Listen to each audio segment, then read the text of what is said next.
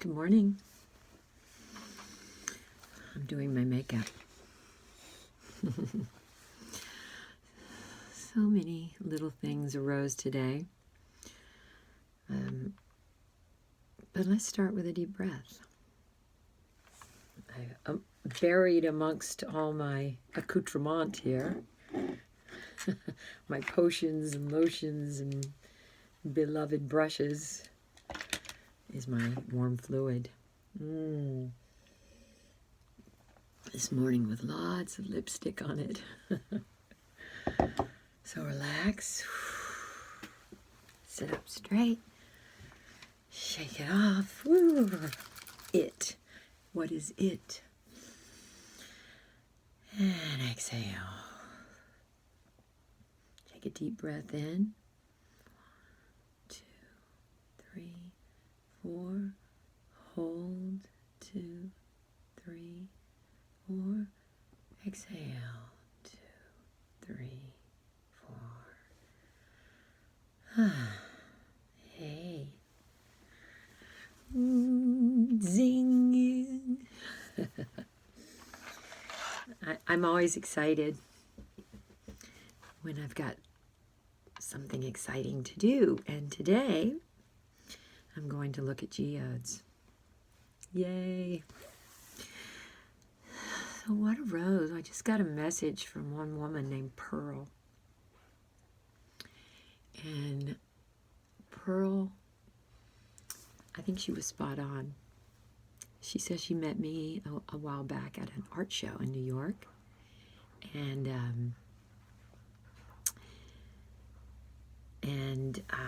Bye.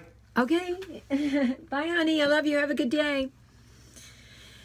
And she remembered me, and then I don't know how she reconnected with me, but she told me she'd been watching my morning breathing work and the meditations and rantings, and she's an artist. And she says that she recognizes that what I do, my morning meditations and everything that she sees and hears and experiences from me is art. And she's so spot on, because I am an artist. I always have been. I became a doctor later in life so I could have a real job. But I have always been an artist since I was a little girl. I sang in church. And when I was little, like at age 5, they would put me at the front of the church, and I had this really deep voice, even when I was a teeny weeny, and I was really, really small. So I guess everyone thought that was really cute and funny to have this really little girl who could sing like Louis Armstrong. Let's see, what's that song he sings? Somewhere over the rainbow. And little bitty. My legs were like sticks, like that, two little sticks. And so I've been in this performing art, because performance is a form of art. And then I went to theater and dance at University of Southern Mississippi, where I studied that, and was in lots of shows. And then I had a chance to come out here and be in a rock band, and I did that mostly at the Whiskey A Go-Go and the Roxy in Los Angeles with my rock band. And that was really creative, because I got in a rock band, you get to do whatever you want up on stage. And we did. We were sort of like a hard rock punk band, so we could be wild and break guitars and drums and stuff. And my band did. And so then I decided I needed a real job, and I needed to take care of my daughter, and I didn't want to depend on someone else, or in particular a man. I remember saying that. I don't want to need a man to take care of me. I'll just take care of myself, because I never really had a man to take care of me. I came from a family of all women. My mother was a single mom with 4 girls. So, and I left home at 15, got a job, went to school. I went to college at 15 at the university. Well, started it anyway. That's neither here nor there. But I went back to school. I had to go to undergrad for 4 years to even get into med school, and I just totally killed it. I studied really hard, and And then I got into med school. I got into a lot of med schools. I was one of the top students. I'm not bragging, but it's the truth. And so I accepted UCLA because it was close to home and I had good childcare, which was my parents. But I always, and one of the reasons I wanted to be a doctor was so I could afford to pay for recording studio, which I never actually did. I recorded before I went to med school, but after that I had 2 more kids and I was working all the time, and that never happened. But then around in the 90s, I remember we had bought a house, our first home, with all these walls, and I thought, I need to put some art on here, and went down to the art gallery, and art was so expensive, and I just looked at this, I looked at an artist called Rothko, which is just colored squares, and I looked at that and I said, oh, I can do that, I can paint colored squares. So I bought big canvases, go big or go home.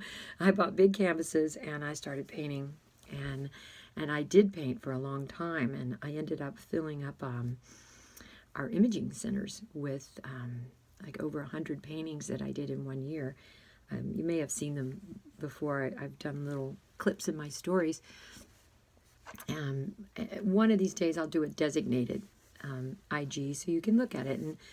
And I did those paintings mostly when I was going through my transition from young to old, which is called menopause, which actually lasts about 5 to 7 years. But you don't really know that you're in it. You just feel anxious and you get problems sleeping, and depression, and just a lot of stuff arises, and there was no guides or elders to help walk you through this stuff. So where was I? So anyway, this woman, Pearls and Jelly or something like that, she says, I recognize you as an artist, and that's the reason that you're a target for bullies. And I never thought about that. I always wondered why I had a target on me. And for those of you who are saying, don't be a victim, don't be a victim. Okay, I'm not a victim. There's a difference between being a victim and being a target. Okay, the deer that gets shot on the first day of hunting season is a victim,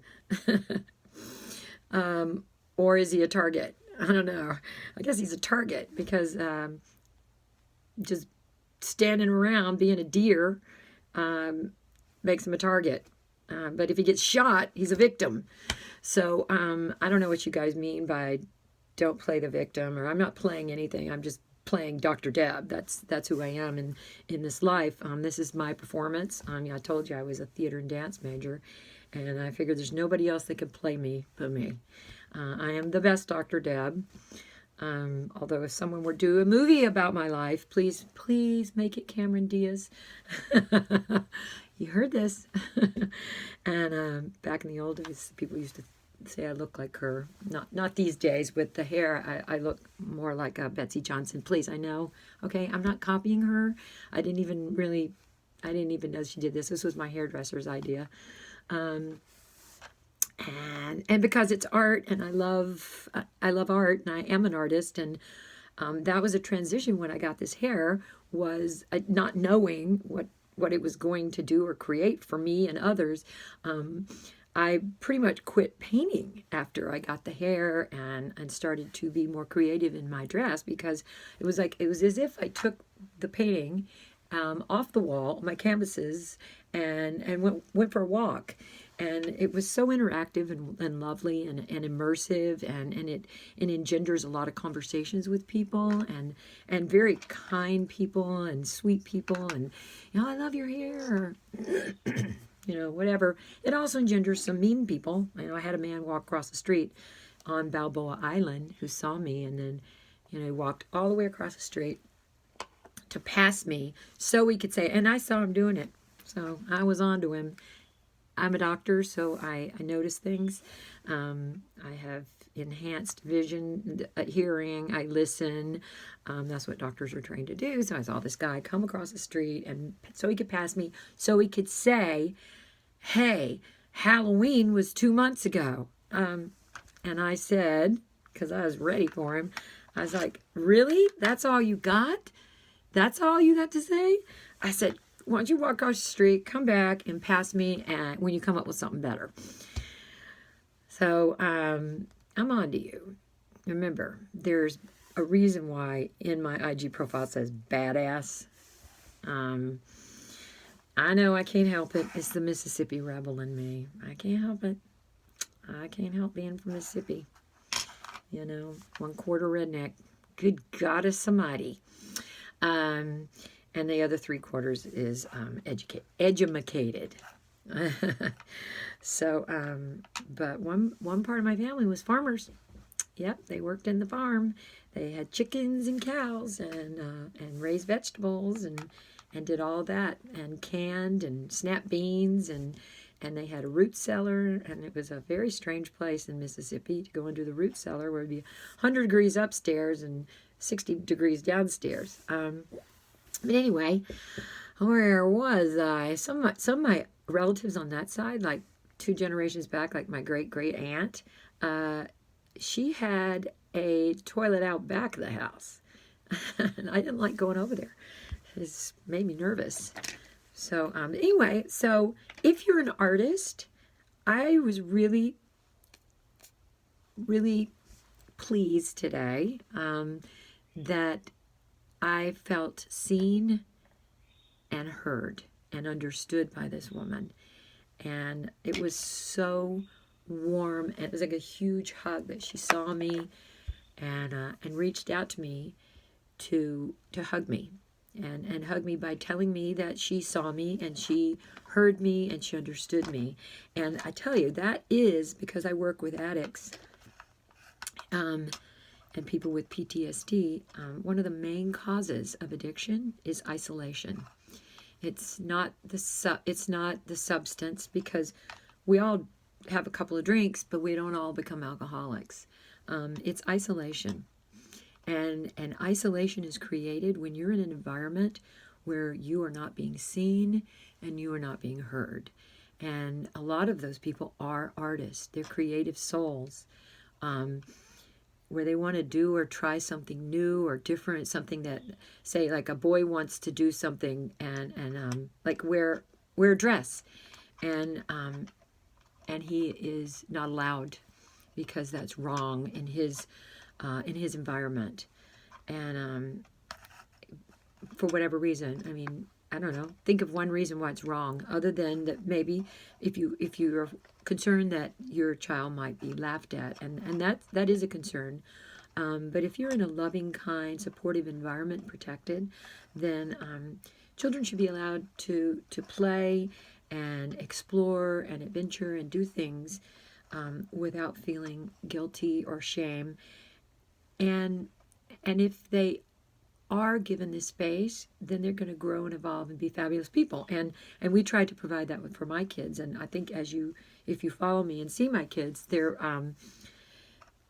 just so successful in life, successful, happy, just amazing humans. And and I think that's because we provided them with a place where they could fail.